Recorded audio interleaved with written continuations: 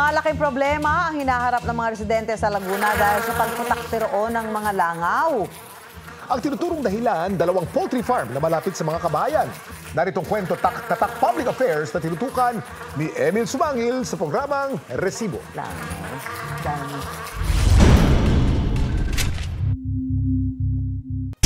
Sa mga litrato at video na in-upload ng isang nagrereklamong residente na si JV, umaapaw na ang fly trap sa sandamakmak na langaw. Kahit sa ang sulok daw ng bahay ni na JV Tolentino, hindi nakaligtas sa mga langaw.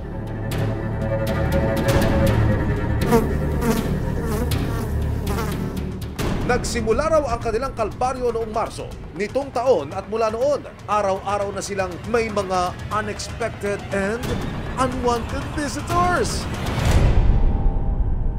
Hindi mag-aalmusal po, magkakape. Kung di nyo po takpan yung baso nyo, papasukin po ng langaw eh. Sa tanghali po, habang magpapaspas kayo ng ganyan. Maliban dito'y dinaraing na rin ng mga residente sa lugar na nagkakasakit na ang mga bata at kahit mga matatanda.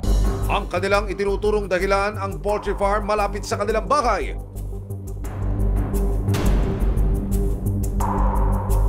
Hindi lang daw sa lugar ni na JV inirereklamo ang mga peste dahil umaabot din sila hanggang sa kabilang barangay.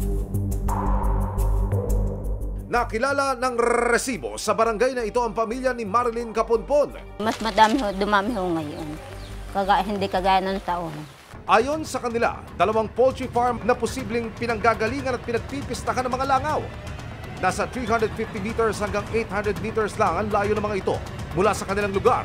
What a short trip para sa mga unwanted langaw. Bali, 3 sila. Yung isa merong aircon, tapos yung isa layer lang naman, paitlogan lang. Tapos yung isa open din. Sa unang poultry farm na aming napuntahan, walang mga lamang manok ang lugar. Natuklasan din ng mga otoridad na nakadeklara sa kanilang permit na no operation ang poultry since 2020 at, surprise, nag-ooperate pa rin daw ang manukan.